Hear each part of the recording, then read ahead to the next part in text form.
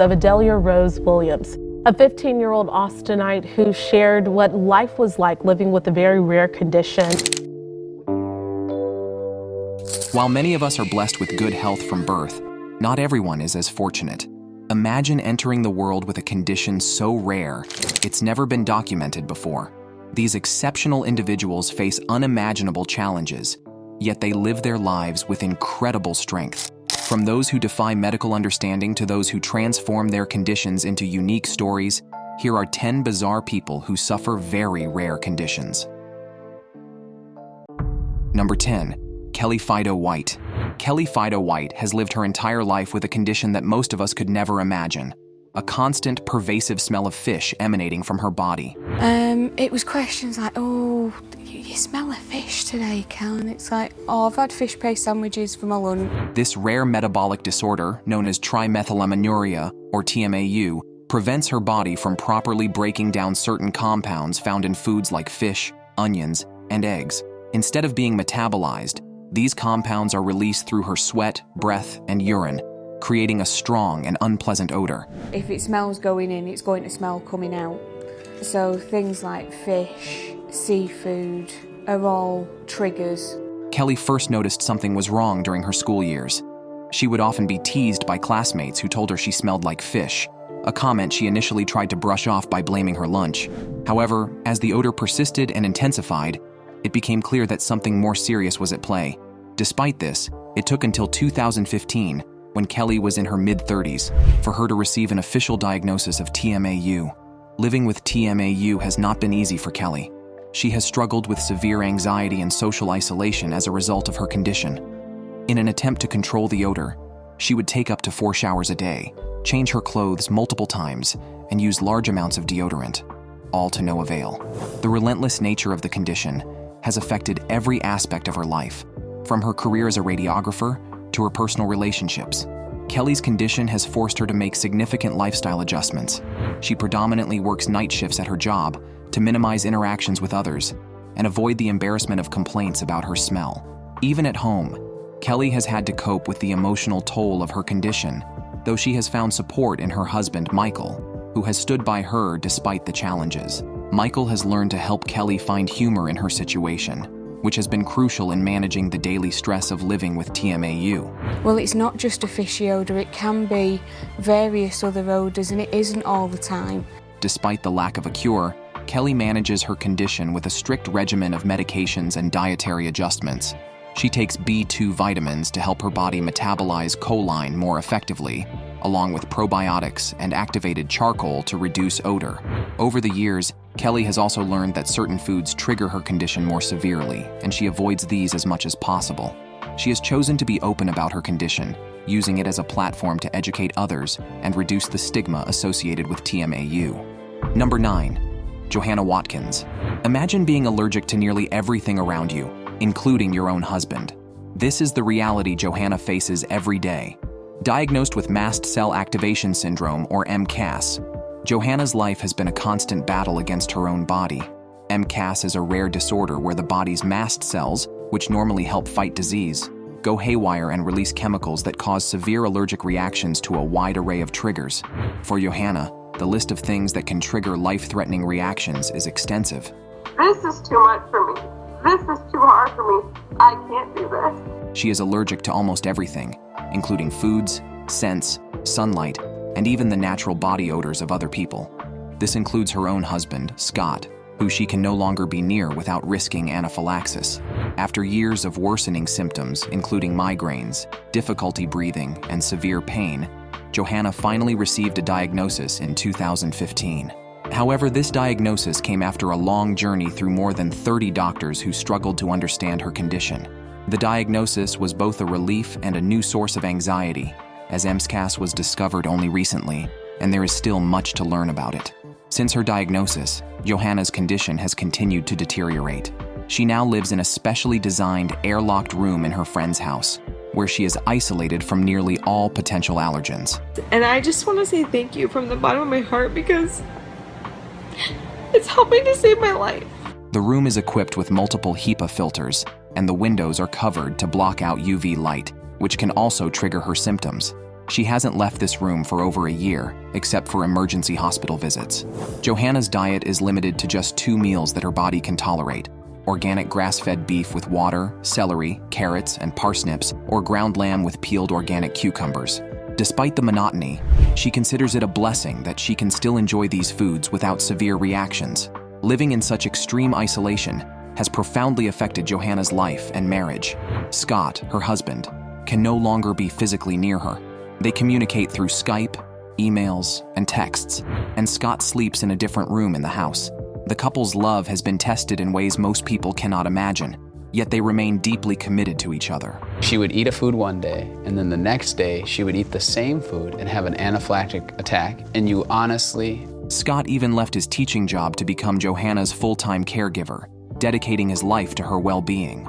Their community has also rallied around them. When Johanna's condition worsened and she became sensitive to even the slightest smells from cooking, neighbors offered their kitchens so her friends could prepare meals safely. The entire neighborhood has made sacrifices, like giving up grilling and campfires, to protect Johanna's health. Despite the immense challenges, Johanna and Scott remain hopeful. Face what that day brings, and that helps put the truth in my heart. They continue to search for treatments, even though the medical community has yet to find a solution that works for her. In the meantime, they have started a crowdfunding campaign to renovate an old house with the advanced air filtration system Johanna needs to survive. Number 8. Juliana Wetmore. Juliana Wetmore's story begins with a silence that hung heavy in the air when she was born. Her mother, Tammy, asked the question that no parent ever expects to ask: where is she? Where's her face? Juliana was born with Treacher-Collins syndrome, a condition so severe that she was missing nearly 40% of the bones in her face. The moment she entered the world, it was clear that her life would be filled with challenges that few could ever imagine. Yet from that very first breath, Juliana began a journey that would defy expectations and touch hearts around the globe.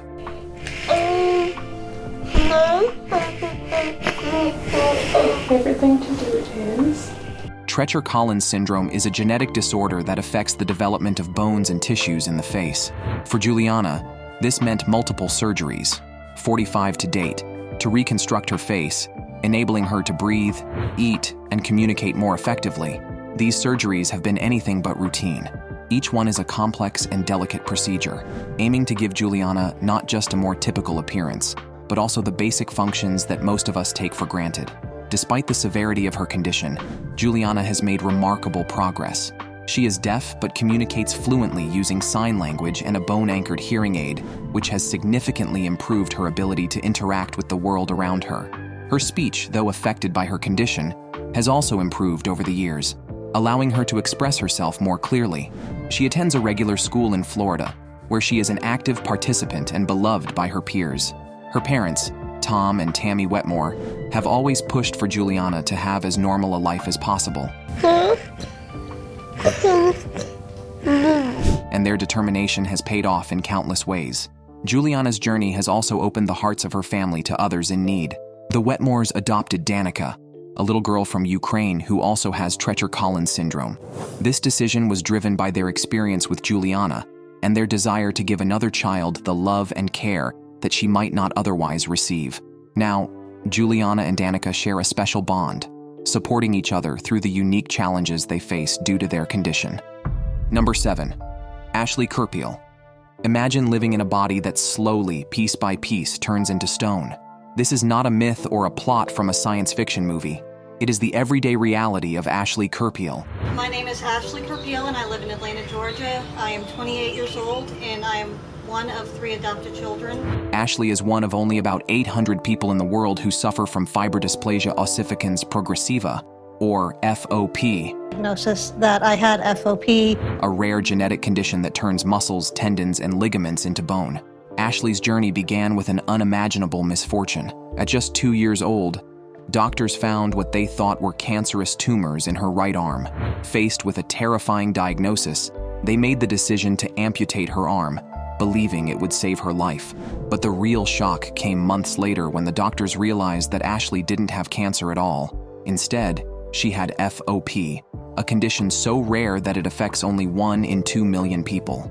This revelation marked the beginning of a life defined by an increasingly restrictive body, where each injury or inflammation could lead to more bone growth in places where bone should never be. As Ashley grew older, the effects of FOP became more pronounced. FOP is a monster. I mean, growing up, we always called it the sleeping giant. By the time she was 25, her right leg had lost its mobility entirely, leaving her with the stark reality that her body was continuing to ossify. But rather than letting this devastating condition dictate her life, Ashley chose a different path. She decided to live as fully and as vibrantly as possible, while she still could. Ashley's determination to experience life is nothing short of remarkable. Despite her condition, she has refused to be defined by her limitations. Her friends have played a crucial role in helping her achieve this, supporting her as she tried activities most people wouldn't associate with someone in her situation. She has gone surfing, learned to skateboard, and even completed a 5K race in a wheelchair. These are not just hobbies. They are acts of defiance against a body that is trying to turn to stone. Her life is also dedicated to helping others who are on a similar path. Biotech gives people like me hope that one day there'll be a cure and get rid of all the pain and suffering for people like me. Through her work with the International Fibrodysplasia Ossificans Progressiva Association, Ashley shares her story with the world. Her openness has had a profound impact, helping others receive accurate diagnoses earlier and sparing them the unnecessary and invasive procedures she endured as a child. In this way, Ashley has turned her personal tragedy into a beacon of hope for others. She spends a significant amount of her time engaging with the FOP community, offering support and guidance to families navigating this rare condition. Through social media and in-person events, she connects with others who are facing similar challenges, providing them with not only practical advice but also emotional support. Number 6. Tessa Evans. Tessa Evans' life began with a unique challenge that very few people in the world will ever face. She was born without one of the most defining features of the human face, a nose. This reality, due to a condition known as congenital errhenia, means that Tessa's life has been anything but ordinary. This rare condition affects fewer than 100 people worldwide, making her journey truly exceptional. From the moment she was born on Valentine's Day in 2013, Tessa has faced a unique set of challenges that most of us could never imagine. Her parents were shocked when she was born without a nose, especially since there had been no indications during the pregnancy. Despite the initial shock, Tessa's family embraced her as she was. She also has limited vision in her right eye and none in her left. Knowing she was perfect in her own way. Congenital errhenia means that Tessa has no sense of smell and lacks nasal passages or sinuses, yet she can still sneeze, cough, and even catch a cold. Her condition set her apart, but it was her infectious joy and unyielding positivity that truly made her stand out. At just 2 years old, Tessa became the first person in the world to receive a cosmetic nasal implant, marking a significant milestone in medical history. This implant was not just a medical necessity, but also a step towards giving Tessa a more typical facial appearance. Over the years, Tessa has undergone multiple surgeries to gradually build and refine her nose. Each surgery is a step closer to normalizing her appearance, though the journey has been far from easy. The process of creating Tessa's nose is ongoing. Her parents made the difficult decision to start the implant process early. What do you want to say to the world? That I'm beautiful! To spare her from more invasive surgeries later in life. As she grows, her implants will be replaced until she eventually receives a permanent one as a teenager. This final stage will involve a tattoo artist carefully shading and creating the contours of her nostrils to make her nose look as natural as possible. Throughout these challenges, Tessa has remained a beacon of hope and positivity. She is known for her bright energy and sense of humor, often joking about how not having a nose means she never has to deal with bad smells. Her bravery through countless surgeries and hospital visits is nothing short of inspirational. Even after facing setbacks, Let's be upside down to get our brain back into our head. Such as the removal of one of her implants due to complications, Tessa has continued to face life with a smile and a resilient spirit. Number 5. Katie Renfro. Katie Renfro's story is one of resilience in the face of a medical mystery that has baffled doctors since before she was born. Diagnosed at birth with megalencephaly, a condition characterized by an abnormal overgrowth of the brain, Katie's symptoms go far beyond what this diagnosis typically entails. She can't walk, talk, or eat solid foods. Her meals must be blended and fed through a tube. Despite numerous tests and consultations with specialists. How old are you? 10. How old is Katie? 14. So she's your older sister. No doctor has been able to pinpoint exactly what is happening in Katie's body. Her condition is so unique that doctors have even considered naming it after her. Katie's journey has been marked by a series of surgeries, starting with brain surgery when she was just 9 months old. Over the years, she has undergone numerous operations to address various symptoms, including downsizing her cheeks, removing her tonsils, and extracting cysts from her head. Her face has been reshaped multiple times due to the rapid overgrowth of soft tissue, which is a part of what some doctors speculate might be an overgrowth syndrome. Living in Florida, Katie's family has been her strongest support system. She has 7 biological siblings and several step-siblings, all of whom are deeply involved in her care. Despite the challenges, Katie's mother, Angie, emphasizes that Katie is a happy child who loves life. And she'll just laugh or she'll smile, she gives us so much. She just makes us so happy. She enjoys playing and even has a mischievous side, often setting up booby traps around the house to make her family laugh. The entirety of Katie's condition remains undetermined because the megalencephaly does not fully explain all her medical issues. However, what is clear is her family's determination to ensure she lives a happy and fulfilled life. Katie attends a school for children with disabilities, where she participates in activities like circle time and working on computers. Number 4. Gary Turner. Gary Turner's life is a testament to how one can turn a rare condition I was probably about 8 years old, messing around at school, and I asked a friend next to me, "Can you do this?" into something truly extraordinary. Imagine a man who can stretch his skin so far that it defies everything we understand about the human body. Gary, a British sideshow performer, holds the Guinness World Record for the stretchiest skin, a title he's held since 1999. But what makes Gary's story even more fascinating is the condition behind his incredible ability: Ehlers-Danlos syndrome, or EDS. Ehlers-Danlos syndrome is not just a single condition, but a group of disorders that affect the connective tissues in the body. These tissues, made primarily of collagen, give our skin, ligaments, and organs their strength and elasticity. In Gary's case, the collagen in his body is faulty. This defect allows his skin to stretch far beyond normal limits without tearing. It's the kind of condition that might seem like a superpower in comic books. But for Gary, it's a daily reality. Gary's skin can stretch to an unbelievable 6.25 inches or 15.8 centimeters on his stomach, a feat that still stands unmatched in the record books. But the flexibility of his skin isn't just confined to his abdomen. He can stretch the skin on his neck so far that it almost covers half his face, and he can pull the skin on his arms and legs to extraordinary lengths. This unusual ability first became apparent to Gary when he was just a child, around 8 years old. Even then, he knew his skin was different, but it wasn't until later in life that he fully understood the nature of his condition. The journey with Ehlers-Danlos syndrome is not without its challenges.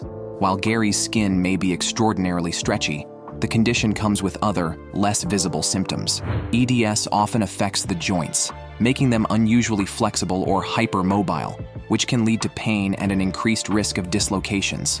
More seriously, in some cases of EDS, the condition can lead to the rupture of blood vessels, which can be life-threatening.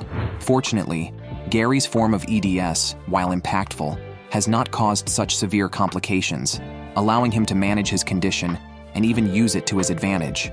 Over the years, Gary has used his unique abilities to entertain and educate. He has performed with various sideshow acts, including the Circus of Horrors, and appeared on numerous television programs. Gary's story is not just about a man with stretchy skin. It's about how he has embraced his condition, turned it into a source of pride, and used it to inspire others around the world. Number 3. Damian Omler. Damian Omler is a truly unique individual, not just because of his vibrant personality, but because he lives with a condition so rare that he is the only known person in the world to have it. Damian's condition is a form of congenital disorder of glycosylation, or CDG, a group of genetic disorders that affect how the body attaches sugars to proteins. This process is crucial for the normal functioning of cells, and when it's disrupted, it can lead to a variety of severe health issues. For Damian, this condition has caused significant developmental challenges, including difficulties with mobility, communication, and daily tasks. Since his birth, Damian's journey has been marked by numerous medical hurdles. He missed many early developmental milestones, such as sitting up or putting weight on his legs, which signaled to his parents and doctors that something was amiss. However, it took over a decade of searching and medical consultations before a specific diagnosis was found. Initially, Doctors classified his condition as CDGX, an undefined subtype of CDG, because they couldn't find another case like his. It wasn't until scientists at the Sanford Burnham Prebys Medical Discovery Institute took on his case that they identified the exact genetic mutation responsible for his condition, naming it CDG-GET-4. Despite the severity of his condition, which requires him to use a wheelchair and rely on a feeding tube, Damian leads a life full of joy and passion. He loves rock music and enjoys spending time with his family, particularly his younger brother. His parents describe him as a social hot potato, always moving from person to person, spreading his infectious laughter and energy. This social nature made the COVID-19 pandemic particularly challenging for Damian, as the isolation from friends and extended family was difficult for him. However, his family adapted by staying connected through technology and finding creative ways to keep him engaged and happy at home. The discovery of Damian's specific CDG mutation has not only provided much-needed answers for his family, but also offered hope. Knowing the exact nature of his condition means that scientists and doctors can better predict potential complications and explore possible treatments or supplements that might improve his quality of life. The Omler family continues to be actively involved in the CDG community, attending symposiums and fundraising to support ongoing research into this rare condition. Number 2. Jesus Aceves. Jesus Aceves, often known as Chewy the Wolf Man, has lived a life shaped by a condition as rare as it is striking: congenital hypertrichosis, also called werewolf syndrome. This genetic mutation causes an abnormal amount of hair growth on the face and body, affecting only about 50 people in the world. Remarkably, 13 of these cases belong to the same Mexican family, making the condition a familial hallmark that spans generations. Born in the small town of Laredo in Zacatecas, Mexico, Chewy's life has been anything but ordinary. From an early age, he was subjected to cruel taunts and bullying from his peers, who found his hair-covered face an easy target. By the age of 12, he had already dropped out of school, overwhelmed by the relentless harassment. It was around this time that Chewy found a way to turn his condition into a means of survival. He joined a circus, alongside 2 cousins who shared the same condition, where they performed as sideshow attractions. The circus life, while offering financial sustenance, also reinforced his status as an object of curiosity rather than as a person. For over 20 years, Chewy performed in circuses, including the notorious Circus of Horrors in London, where he was billed as a freak of nature. This experience left deep emotional scars, contributing to a period of alcoholism that began when he was only 13. Yet, despite these challenges, Chewy managed to start a family. He has 3 daughters, all of whom have inherited the same condition. The burden of hypertrichosis is especially heavy on the women in his family, as societal expectations often make it harder for them to navigate their lives with this condition. In recent years, Chewy has worked to reclaim his life from the spectacle that once defined him.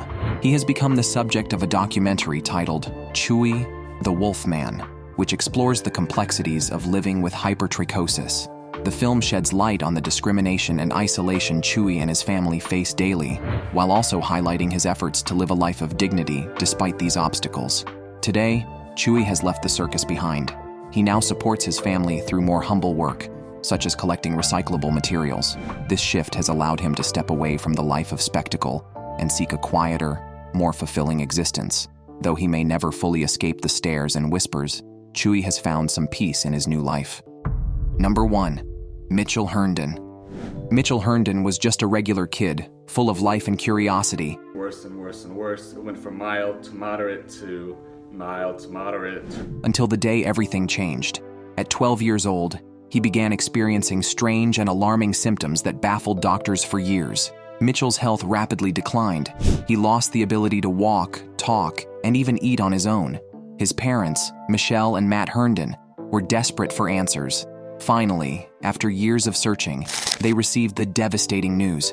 Mitchell was the first person ever diagnosed with a condition so rare it would be named after him: Mitchell syndrome. Mitchell syndrome is a genetic disorder caused by a rare mutation in the ACOX1 gene, which plays a crucial role in breaking down very long-chain fatty acids in the body.